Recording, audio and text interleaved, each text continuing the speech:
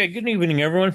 Tonight's xLights Gems session will be on, basic roundtable, basic principles of xLights, the hobby, things like that, things to look out for, and best practices. What we'll start off with is just talk about some general basic things. One is, and then one of the biggest ones is do your research. Um, Before you jump and buy something from a vendor, do your research. Make sure it's something that you want or you can use and will work with the type of layout you have on your for your display. Um, some of the vendor things is cheaper is not always better. There are vendors that have some cheaper prices, and there are some that have some very quality product, but it does cost a little more money. Um, Ask others for their opinions on vendors. We have some, vendors in the community that are fantastic and support the hobby and support the community, give back a lot of their time, um, without cost to anybody, just to volunteer. And we have other vendors that charge for everything. They charge for their service, they charge for their support.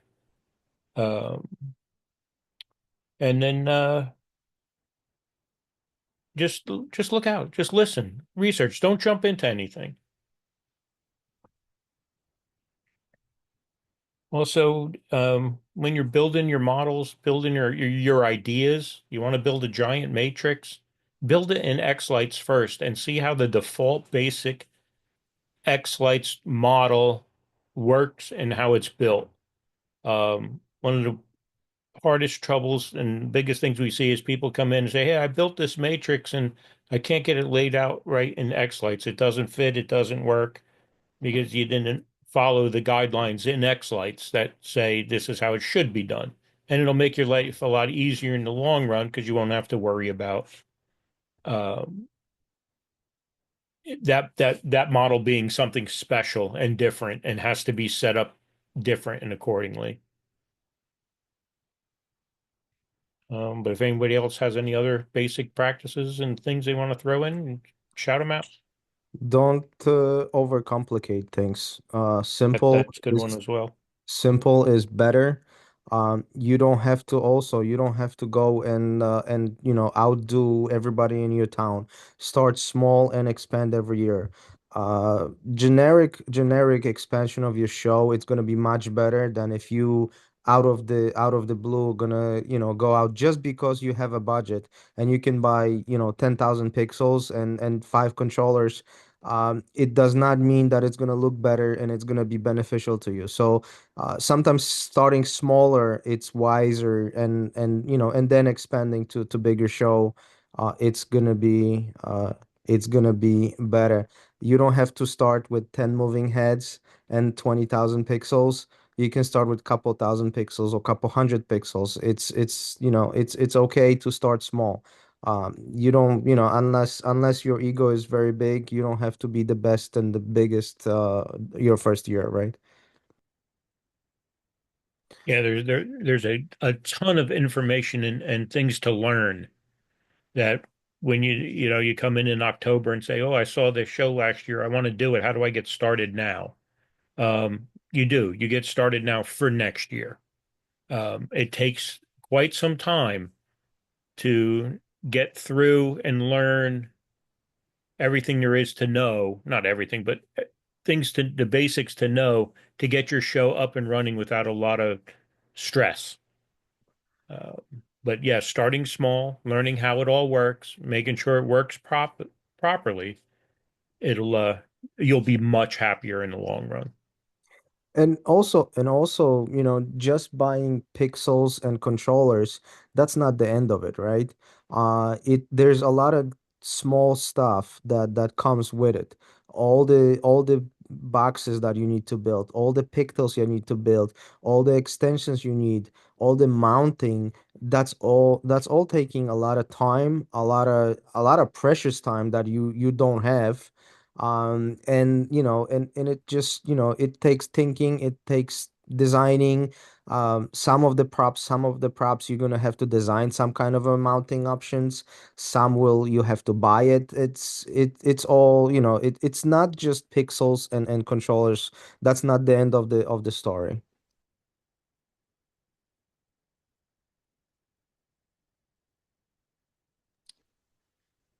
Know that you don't have to spend a lot to go big too. There's a lot of controllers out there that can be bought to get into this hobby very reasonably. Make sure the ones you select can be used later with other controllers and or FPP, so that you don't have to go big right away. You could get a $30 or $40 controller to do just fine and run up, 1,000, 1,500 pixels to get you going to learn the hobby. And then later on, that can be added into your layout and your configuration so it can continue to be used.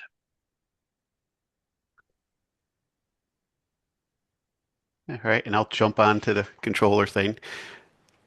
Get an idea of what you want your layout to be before you purchase your controller, because different controller types are going to be more suitable, fit your layout better depending on what sort of layout you have. If you have a very compressed layout, then one of the controllers where everything's in one box may work better for you. If you're all spread out, then maybe one of the ones that uses a lot of differentials. So there's multiple controllers that are types, and they are better fit for certain situations. So you could get yourself stuck in, where you don't have the best controller because you picked one type when your layout would better suit another type. And that's even between the different brands of major controllers, there's still different types that would be better suited. So Yeah, and to follow on that, more outputs on a controller does not always mean better. You may be better suited with four 8-port controllers than one 32-port because you can only be so far away from your first prop. And if you have a large yard and you stick a 32-port controller up in the corner, it may not be enough space to reach out to that prop for data and power to reach it. So kind of lay out your layout in xLights and then see what controllers fit and learn about the controllers. See what each nuance. Some have some nuances, like Mark was saying. Some are different types. There's ones that are differential controllers where it's just a board of outputs that you put out to smart remotes out throughout the yard. Or you have local ports where the controller is 8, 16, 32 ports local, and it does make a difference, and you can end up spending a lot of money on something that's not going to work for you. And come in here and ask. Come in the Zoom room, ask. Say, here's my layout. Can you guys suggest something? And we'll help you walk through and show you the choices. When you're connecting those controllers, you're gonna be creating a network. Keep it simple. Don't overthink. Don't you don't have to go out and put a separate network. You don't have to go out and buy routers. A lot of times, if you have more than, let's say, two controllers, I would put a small switch somewhere and distribute the network traffic within that switch. And this way, you're not impacting your home as much as you would with the show data. Keep it simple. You don't have to get two different IP schemes. You don't have to get multiple networks.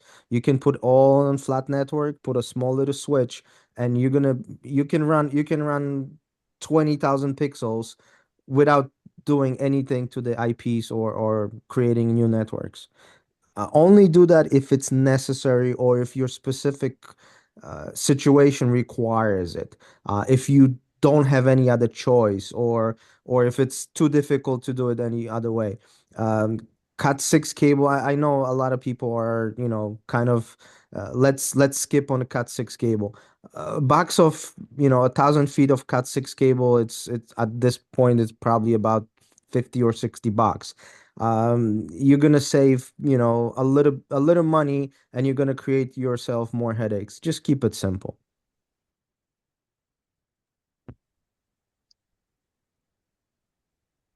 Also know that there's so many ways to configure stuff, depending on who you ask. Um, some people use switches, some don't. Some go wireless, some don't. The programming or the xLights allows you to do it so many different ways. Um, no one way is the right way. It's the right way is how you get it to work for you. So regardless of what somebody says is their best controller, that's their idea. Somebody else has a different best controller. So you have to investigate, like I said earlier, do some research and find out what's best for you. Folks in here can give recommendations and then help you along the way, but there's more ways to skin a cat in this hobby, as there are like other hobbies. So um, don't get discouraged that, somebody says you have to do this, you have to do that. However it works for you is the best way for you. And the best setup is the one that you understand, you can troubleshoot, and you can, deploy it successfully year after year. One thing I noticed is, I know for me, I didn't label anything the first couple of years, but I found out that labeling stuff like runs and boxes and all that kind of stuff has helped a lot in the setup. Um, the first and second year, I just wanted to get it set up. And then when I tore it down, I just wanted to put it away. But if you take the extra time to label everything, it'll help you as you go down the road. Even if that's labeling extensions from ports, from controllers to props, then cool. But label how something would mean logic to you or logically allow you to set up your display. I know it takes me about 2 days to get mine set up. Others in here, it takes weeks. Others, it takes days. It just depends on the size and how well you label things and understand what you're doing. But don't get discouraged. You're going to get things hooked up backwards. It's a reality. Um, just don't let it kill your joy. Know that you're doing this for the children. Yeah. Are you though? No, my show's for me. I guess the Yeah. other thing too that we see a lot moving a little bit away from controllers and stuff is and like we said before, do your research, do your testing, test before you try something. Don't just go by what you hear and what you see. Right? There's a lot of schools of thought, especially when it comes in how many pixels you should put on a port. Um, there's so many new things happening out there and the way props are designed and stuff like that. Don't just go, that rule of thumb that you said, whatever, 200 per port, that thumb's kind of broken, right?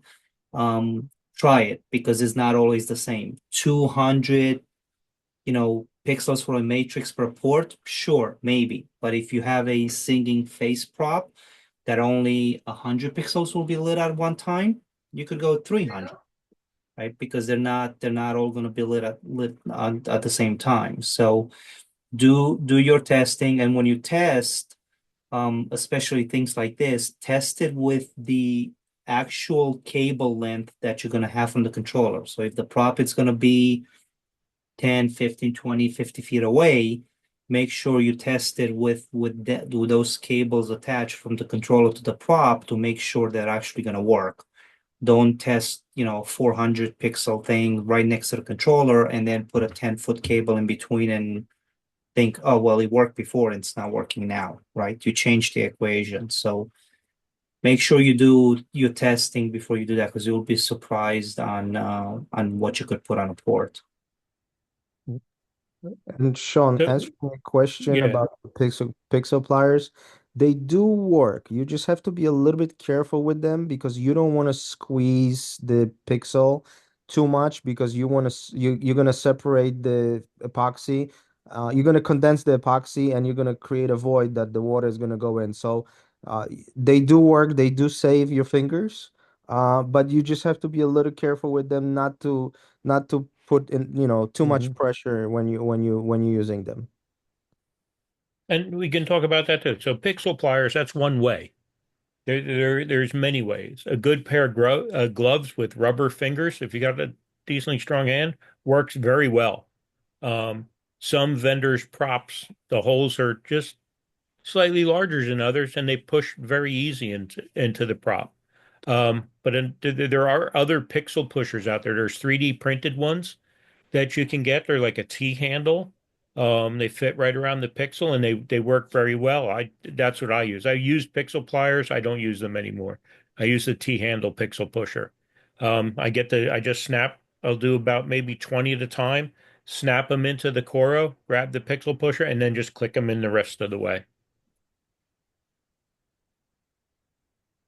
Um, if you, A small hammer works good too. yeah, yeah. And but if you guys have questions, you can either throw your hand up or throw your question in chat. And like we said, this is open mic. Ask your questions. We'll talk about, what concerns you.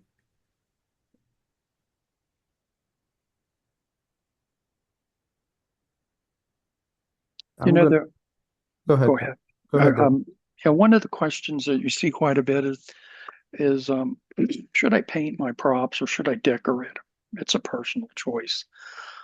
There's plenty of paint out there by, I think, Rust-Oleum and both Krylon make plastic paint. I tend to paint all my props. Again, it's a personal choice, or I apply vinyl to mine. But you know, it depends on what you want, what your aesthetic is during the day.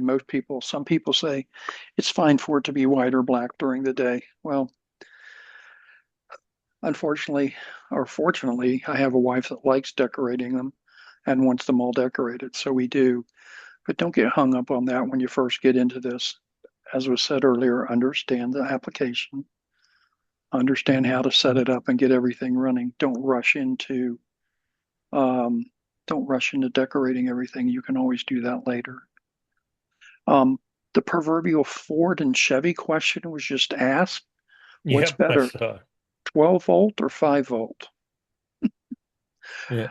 It's If personal preference, just like yeah, Ford or Chevy. yeah. And we did this the other night in here goofing off. We asked Chat GPT what was better, 12 volt or 5 volt, and 12 volt did win. Um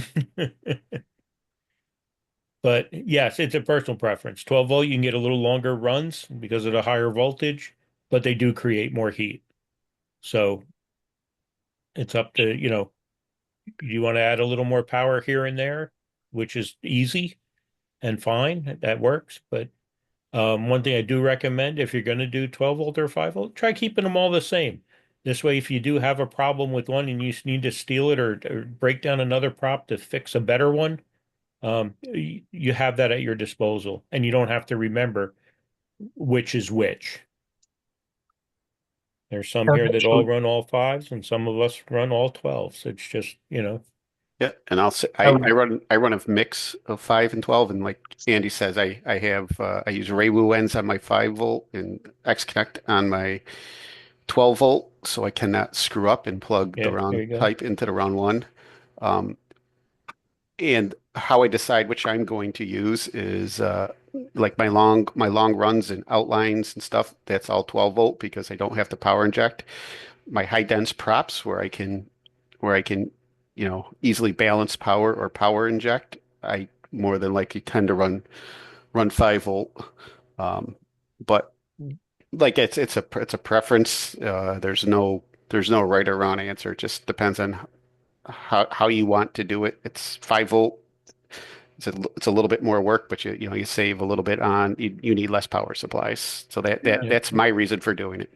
yeah. Well, Elaine not is, not yeah, only less power supplies, right? But I mean, you could put, almost three times as many pixels on the 12 volts than you can on 5 volts than you can on 12, right? So do your homework, figure out what it is. And I was gonna say the same thing Mark said. When I started, I knew I was gonna pour pack. I knew you 5 volts are more efficient, even though it might require a little bit more work.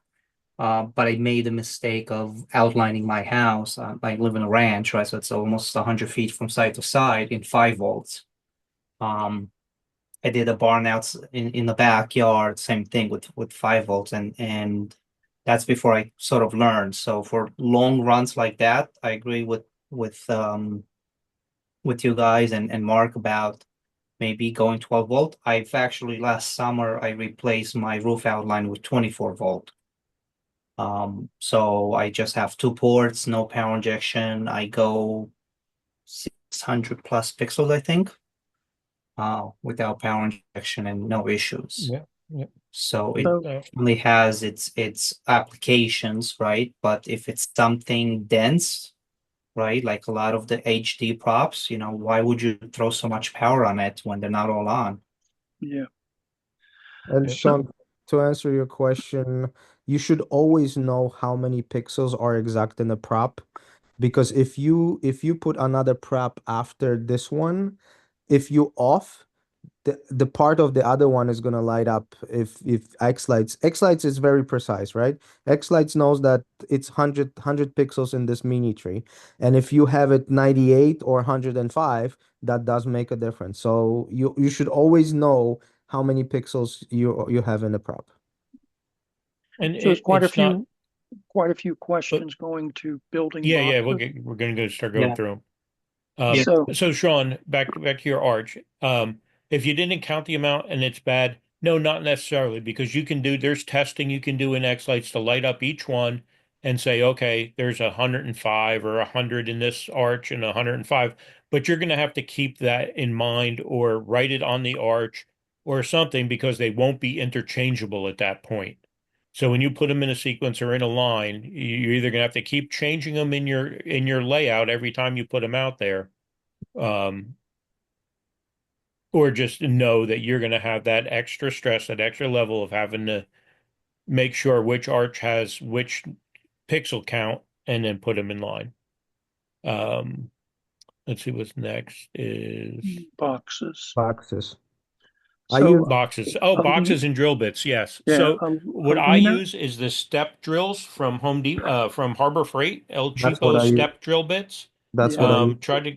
Try to get a metric one because the little glands for the wires fit better in the metrical. You can use a half inch, but they're quite sloppy in that. It's more closer to 12 and a half millimeter, 12 millimeter. Fits very well. Um, the other Step bit, thing, they do have one. Just hang on one sec. They do have one that's 12 millimeter. It doesn't have any steps. It's just a tapered one, and I know I can just punch that thing all the way through the side of the box, and I'm good to go. Start with just a small and just nail it through the box.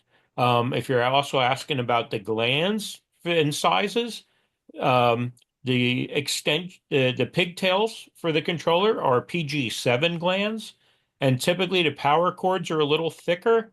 Depending on what you use, I use old computer ones. They fit in a PG7. But some of the thicker ones, like extension cords, fit better in a PG9 a gland, and they also use a little bit larger hole. So you kind of just gotta, and same thing. If you're going to Harbor Freight to get them, grab a pair of digital calipers from Harbor Freight, so you can just measure the threads on the gland and say, "There's the hole size I need." Maybe a millimeter or half a millimeter larger than whatever you measured. But having a set of 6-inch digital calipers is one of the tools that you should have in your toolbox for this hobby. You'll use it all the time. There's other tools that we can get to in a little while if you want to know about tools and things you kind of should have good snips and things like that. so there's a question here about size box to get. You have to understand you need enough real estate on the sides of the box to put all the glands through. That's kind of a determining factor, as Yeah. well as making everything fit within the box so it stays um, water resistant. So it could be simple as a utility tub that you seal, or it could be a large Yeah. ammo box, or it could be any number of boxes that are available on Amazon or some of the vendors that are in the hobby. Yeah. I But could, Yeah. And yeah, for that box, don't just think because it's got four outputs that you have to use four power supplies. The things have evolved. You could get LRS 600s, which is almost twice as many. So you could actually, and it's not that much bigger than a 350. So you could actually just, instead of four, use two of them. Or if you have a, F16 or K16, whatever that has two outputs, you could get away with just one power supply. Yeah. And it does cost a little bit less than buying two separate ones. And of course, you win on the room factor, right? Because you don't have to put Yeah. two power Yeah, supply. what I was going to finish Mm. saying was similar to what Alex just did. I went from going away from using mean wells because of the real estate required, and I started using HP server power supplies, and I can get away with using two of them to power K32 would power all four sides, and Yeah. it's Yeah. less than half of the real estate needed for the mean wells. I can even put a, a K8 in a small ammo box with a power HP power supply and power the K8 as well as a um, power distribution Falcon an F8 power distribution board from in a small ammo box. So um, think of what the size of the power supplies are, and you can shrink those down too for smaller boxes. Yeah. But if you already have that hardware and you're just looking for a recommendation of the box, I can tell you from my experience, I have my Falcon 16 plus 16 ports expansion plus a 4-port differential expansion, four power supplies in a bot box 32026. Yeah. It fits all that. Yep. Bud boxes are nice. They're heavy duty. But there are other options out there, right? You don't have to go the bud box route. Throughout my whole display, go on Amazon. I use the MTM ammo crates. They're weatherproof. They're light. They work good. But you can also Home Depot has Plano storage trunks. They work well as anything that can kind of just keep the weather out. One of the guys has a big show, uses the $11 Pep Boys battery, marine battery box.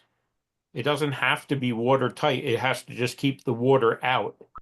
Um, the battery box is neat because everything just comes out the little overlapped holes that are on the outside, and no water will get into it unless you get a foot deep flood come through, but then you're pretty much screwed on anything anyway. But yeah, there are a lot of options for boxes with enough space. My K32, I run it through a MTM Ammo Crate 872. Yep. Why do people say friends don't let friends use strips?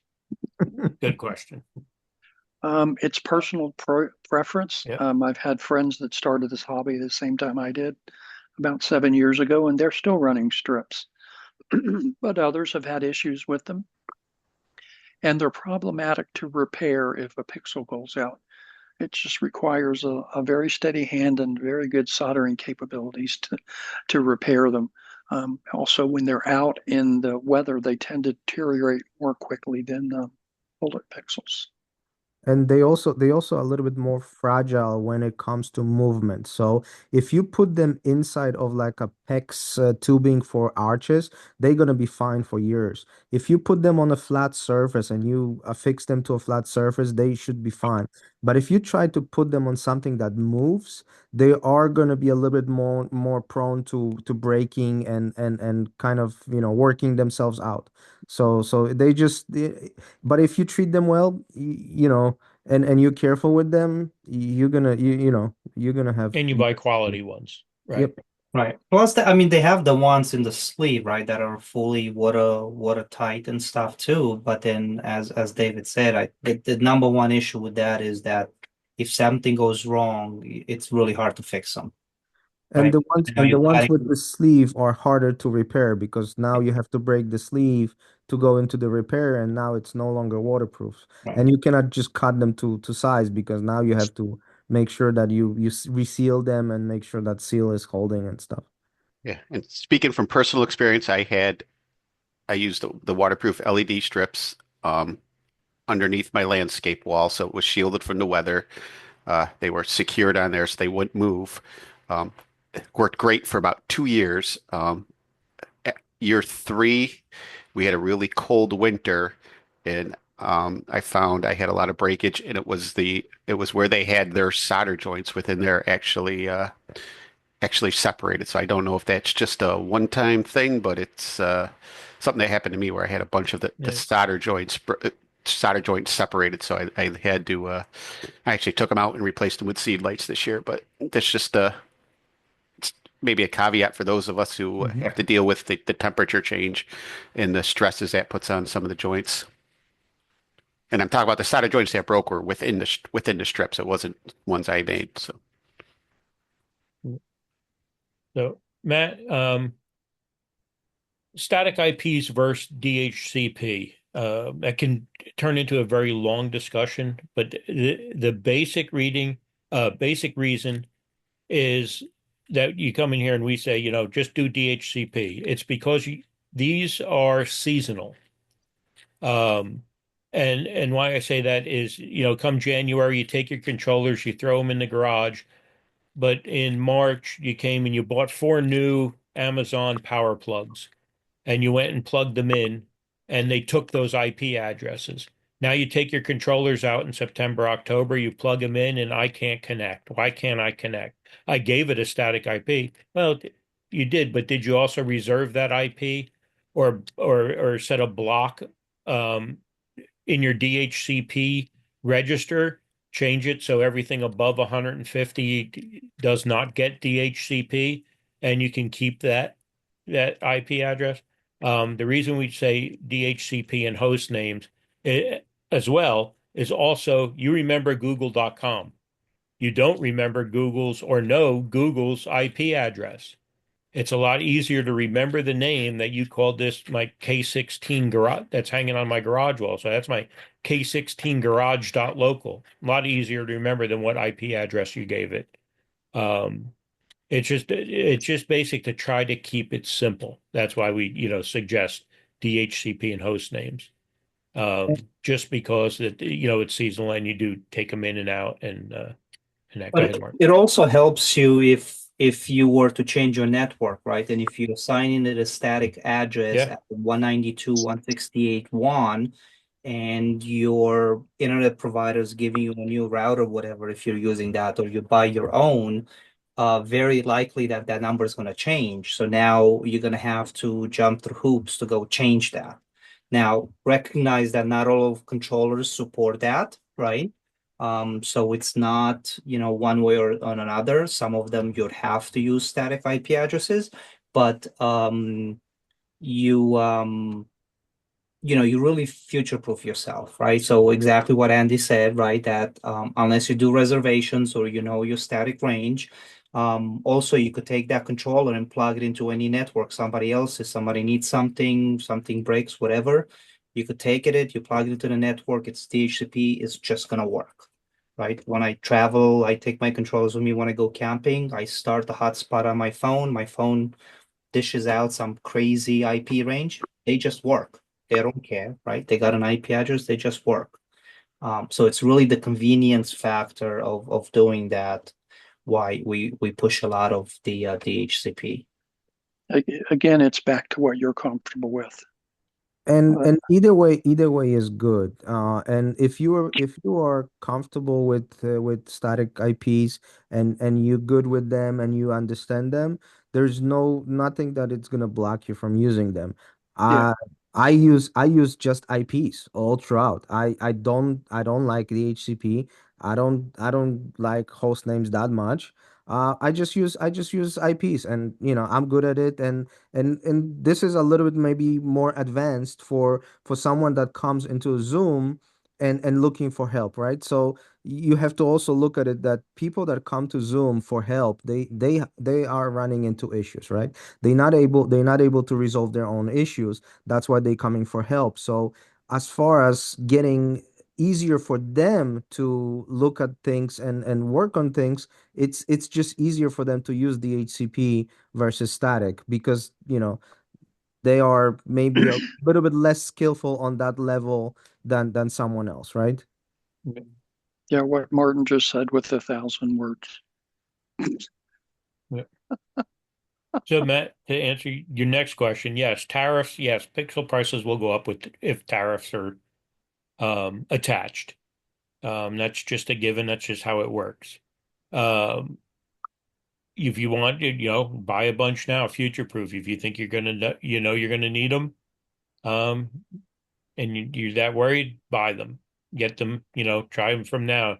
Some of the big suppliers have, stockpiled lately to keep them in their U.S. warehouses. If you're one that buys from the Chinese vendors and they ship them, hey, just think you could get hit with a bill afterwards that at the port they added tariffs on your shipment, and you can get a month later you're like, what the hell is this bill in the mail? Yeah, well, it's from customs charging you, you know, the extra on all that stuff. So some Another of the ven thing, yeah, what do you say? Oh, I was gonna say, look at 3D printers right now. Bamboo Labs, their X1C carbon just went up $300 because of tariffs. Um, some of the Creality ones have not because they pre-gamed it and shipped a bunch to their U.S. distribution points. But Bamboo Labs just, you just looked from last couple of weeks ago, we were at Micro Center, and since then it's gone up $300. Um, And we some know, Go ahead. Yeah. some vendors are taking and eating the price of the tariff. Some of the pixel vendors are, but where you're going to get hit is in the shipping, as Chad pointed out, because the pixel vendors can't control the cost of shipping. They can absorb the cost of the tariff and take less of a hit, or take less profit, of course. Unlike greedy Bamboo, who decided to keep their Yeah. prices and make their bottom line in their projections for Wall Street. But some people and some vendors will absorb the cost. It just really hasn't settled yet. But shipping is going to be the hard one.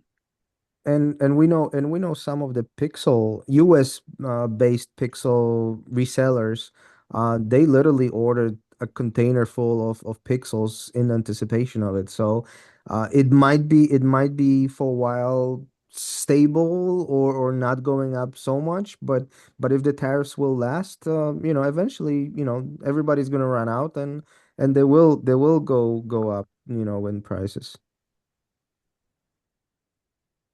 So when you talk, I mean, tariffs are on the are not on the overall purchase price. They're on the manufacturing price. So it's totally Yeah. different. You have to understand the basis for where tariffs are applied. Yeah. And there's already tariffs on it, right? Yeah, So you're saying, hey, 145% tariff. Well, there's already been, I don't know what the exact number, but say 45% on Chinese goods already anyway. So it didn't go up another 145. That's what the tariff is now. So whatever the existing base was, and now it's gone up. yeah, They've increased it. Um, yeah. Tariffs are a way to scare people.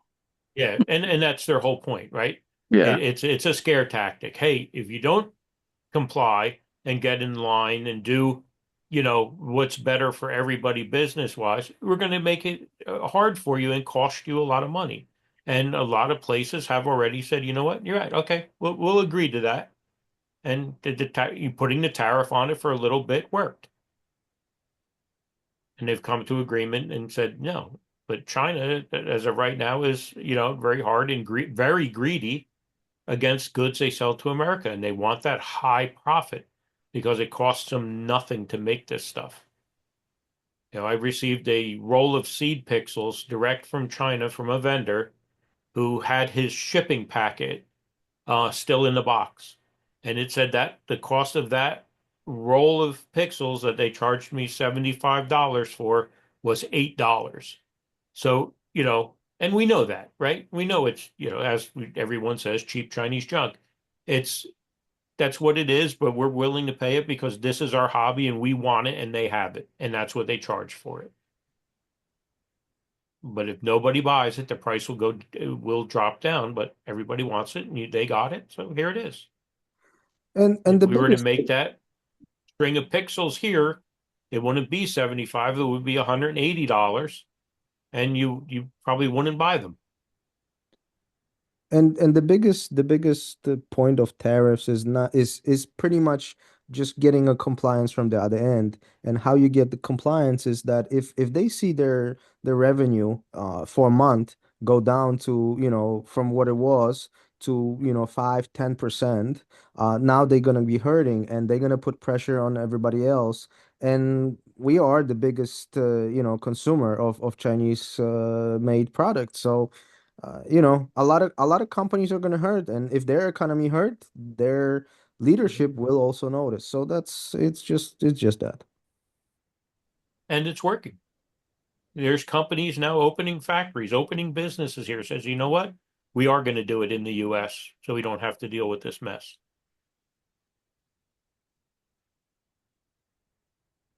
Let's see what else we got.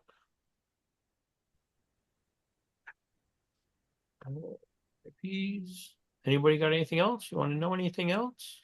I would say one thing that helped me out a lot when I started, and it doesn't obviously may not work for everyone, is try to find somebody local that's in this hobby. Mm-hmm. Um, Good point. I didn't know there was anybody local. My next door neighbor put up some crazy Lightorama show, and I'm a competitive guy, so I'm like, there's no way next year he's going to have a better light show than me. So I jumped into this thing, and somebody passed by one day seeing me mess around in my yard. He's like, "Oh, you're gonna get into xLights, huh?" I'm like, "Yeah, I think that's what it's called." And we start talking, and he had been running a show for 2 or 3 years already. So he helped me out a ton. And then over the course of the next 3 to 6 months, we find out that there's 20, 30 other people within like a 50-mile radius of us. And it's great, not just for helping bounce ideas off of each other. But there's times where, somebody's controller will take a crap in the middle of the season and they can't get another one. And one of us is bound to have something that'll work for them. So, I mean, the community overall, when you go into like the official xLight support group, I mean, it's a great community, but the local community is even better, right? You make friendships with those folks. Um, and it becomes like a thing, right? I mean, you have something in common to talk about, and not just during the holiday season. So that would be one of Yeah. my words of advice is to see if there's local people in your area that you can bounce ideas off of and learn from. And look for a mini, right? A Absolutely. mini is, Yep. if you don't know what a mini is, it's a group of fellow hobbyists that get together, they rent a room out somewhere, get lunch, and talk about everything lighting related, do some raffles, do some, demonstrations on their DIY stuff that they have done, like a show and tell. There's a website called Xmas, like Christmas, xmasminis.com that lists a calendar of them all. Um, and find that. I said, I I was looking for, I'd say 2 to 3 years before I actually jumped in the pool to do pixel lights.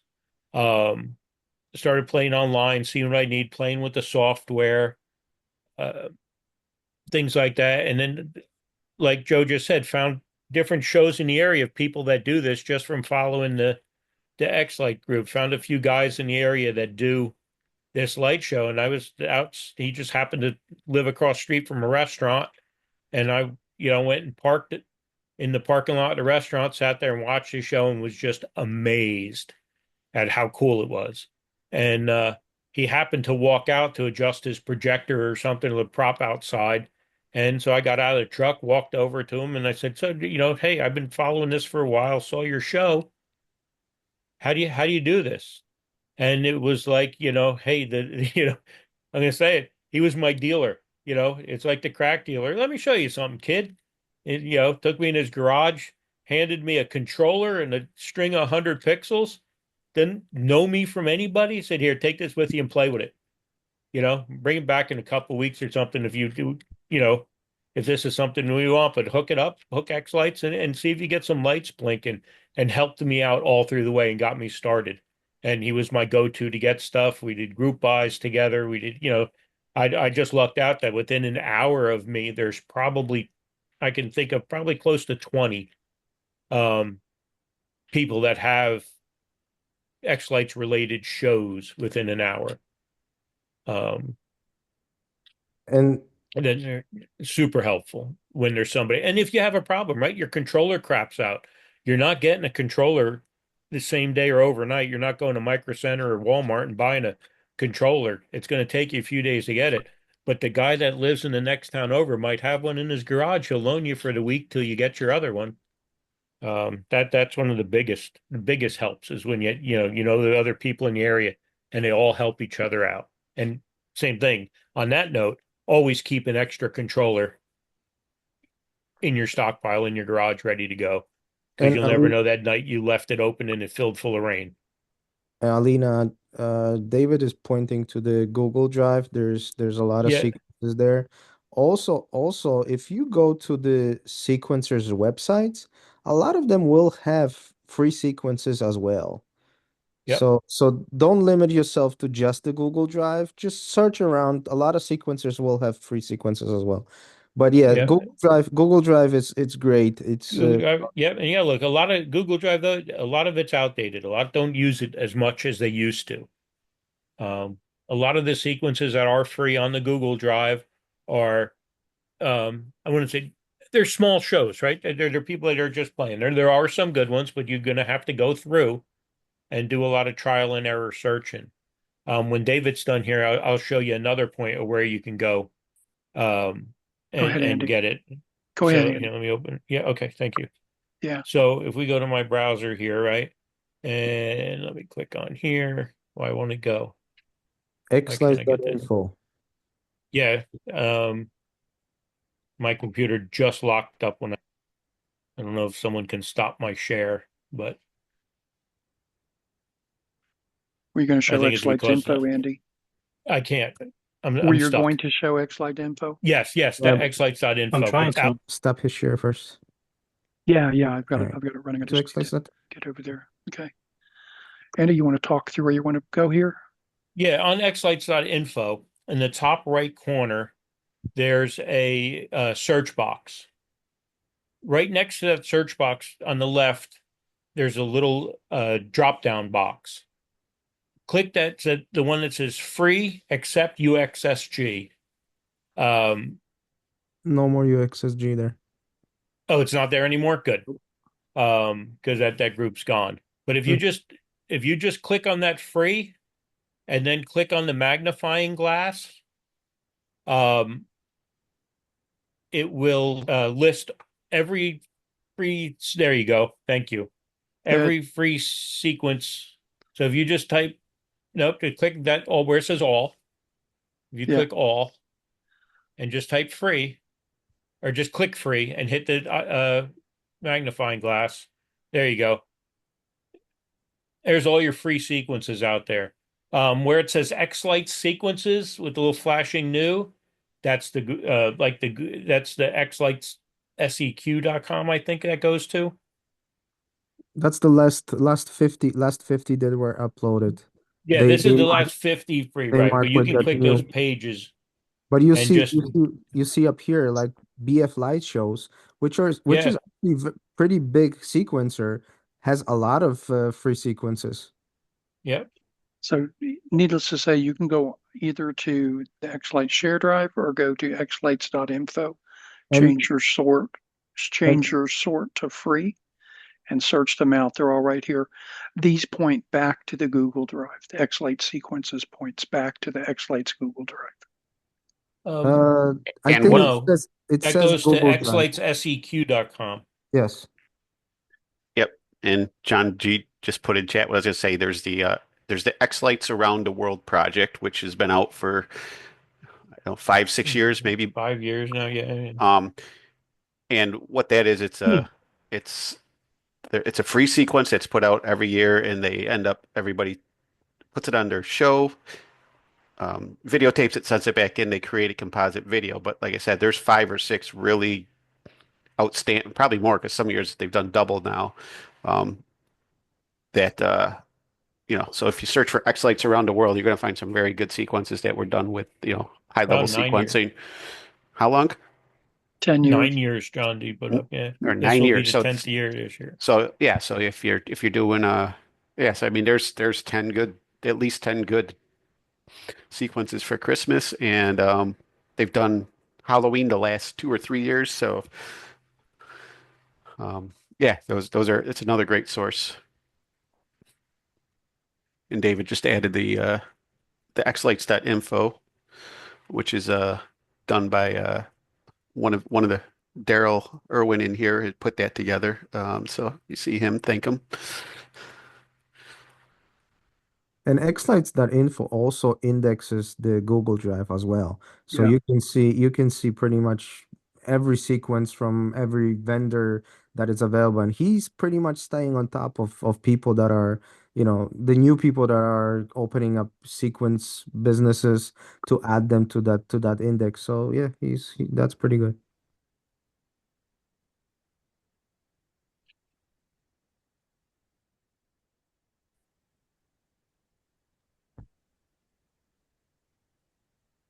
Andy, thanks for putting this on tonight, giving us an Yeah, are we opportunity good? to. Anyone have any other questions they want to know about? Things they, getting started? And, Any and anecdotes that I'll you say don't forget to have fun. I mean, if and Mhm. don't if something isn't working right in your show, don't stress out too much over it. I know a lot of us in this hobby have OCD, but most of the people watching it aren't going to notice. And you still want this to be fun. So don't take things, I guess, too seriously. I mean, There's, it's yeah, put the effort in, but don't at the end of the day, right? It's a hobby. It's supposed to be fun. Just make sure it stays fun. one thing I'd like to add. A lot of people are dedicated to this hobby, and they have been for many years. And this xLights runs on donations. So if you haven't, consider donating to the xLights developers. If you go in xLights under help, it's a button there that says donate. And they just do this because they love the hobby, really. Giving them an extra few bucks is just icing on the cake. So if you feel so inclined, throw them a few bucks. And also when you start playing with like FPP it's also non-revenue project. So people that are working on it are working on it for just, to help everybody else. So that's also takes donations as well. Yeah, guy wires, yeah, mega trees. We see them every winter. Every big Yeah, storm, there are some trees that are going down. So yeah, make sure you secure yeah. everything and And I you use believe plenty of it. Andy can correct me. I believe John D is going to be speaking in one of our Wednesday night sessions yeah, on mega next, trees. yeah, there will be a Megatree technical, how to build technical side or engineering side of how to do a Megatree, I should say it is, coming up in a couple months or in a month or so or whenever he's ready to do it. But one thing I will say about guy wires, you do not need to crank them down mega tight. They just need to be snug. The tree can wiggle a little bit. The guy wires is just keep it from ripping out. So, people will crank them down, but you don't have a tension meter to say all three or four of your guy wires are the same even tension. And you put that one push down on top of a toothpick or something. And as soon as that center gives out, down it's going to come. So if you got that thing cranked and that center of that pole starts bowing, wind blows that same direction, that tree is coming down. But if your pole is strong and your guy wires are snug, to just hold it in place, you're pretty much good to go. And use the right pole. EMT does not make for a good mega tree anything over 6 feet tall. And black pipe isn't structural either. And black pipe is not structural. Rigid conduit works very well, um, depending Alu- on the height, but get your diameter. The one of the best is square tube. Square tubing is very strong. Aluminum flagpoles are bad. Yeah. Yeah, flagpoles are bad. They only hold a flag, the weight of a flag. Sean, your question about the three file types. When you're working on a sequence, it creates a file called XSQ. So that's why you're working on it. The XBKP is created as a backup. So depending on how your preferences are set, that's when that file is created. And the FSEQ is the file once it's been rendered that you would use to play the sequence. or upload to FPP if you're using it, and or it's used by X schedule. So that's the difference in the three files. Your Another X, file type to be to notice, to be weary about, is the new one, XSQZ. Yep. A lot of vendors now use the new file type that's created when you package a sequence in xLights. It's called XSQZ. It is a zip file. The only thing that's changed on that zip file is the end. The XSQZ is added instead of zip. You can take that XSQZ, make it a zip to extract it, as you would if you want to open it up if there's something in the file.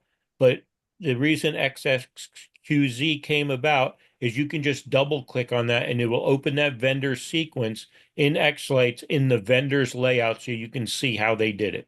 Yeah. And as One, Matt said, yes, XSQ is the recipe, FSEQ is the finished baked cake. You and can't go backwards. So if you lose the zip file or you lose your XSQZ, you can't go back. You can't undo it. And one thing to note on the XSQ and a XBKP, depending on how you have your backup set, if you open a XBKP, it's the backup of the last time you went into the program or exited it. If you've made changes in XSQ and you haven't done a backup, those two files are going to be different. So you're going to say, and personal experience, damn, I've lost all my changes. It's because I was dumb enough to open the wrong file and everything I did was in the other one. So make sure that if you're in there editing, you open an XSQ file all the time. That's your current edit. and XSQ has all the instructions, all your effects. FSEQ only has the finished product. You cannot go back. So even if you have FSEQ on your uh, Falcon Pi player and you can download back from the Falcon, you're not gonna edit that. This is useless. It's a one-time output of a file that has the instructions for the controllers what to do, when to blink, when. It Yeah. so you can actually delete after a year is over. You can delete all your FSCQs because you're probably going to change stuff and you can always re-render XSQ file and create new FSCQ, but you can never go back from FSCQ to XSQ. Yep. And your question about rendering, excuse me, the FSEQ file, when you render it, always creates it. But depending on how you do your rendering, some people do render on save, some people don't. So if you're saving your work on the XFQ file, it's going to re-render it right away, and then you'll have the correct FSEQ file all the time.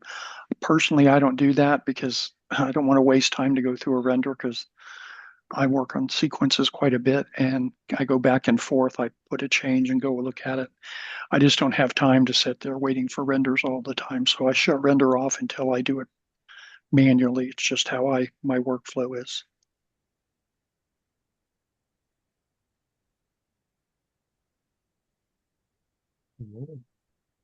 No, that I, one last thing, I can't remember if we talked about it. sure. Make sure you back up your files. Mm-hmm. Yeah, You know, keep a backup of your show folder. If you back up your Windows, back up your xLights, or at least your show folder, your sequences. We see it a lot in here. People's hard drives crash and they've lost every years of sequences and files and purchase sequences that they can't get back again because their hard drive crashed. Back them up externally somewhere. A nice 1 terabyte SSD external drive is, less than $100, and you can keep quite a lot of information on it. And if you want to go to your buddy's house, something, show them, you can take it with you. Great session, Andy. Thanks. You're welcome. If that's all questions we got, we'll wrap it up here and open it up to just regular general questions again. But thank you, everybody.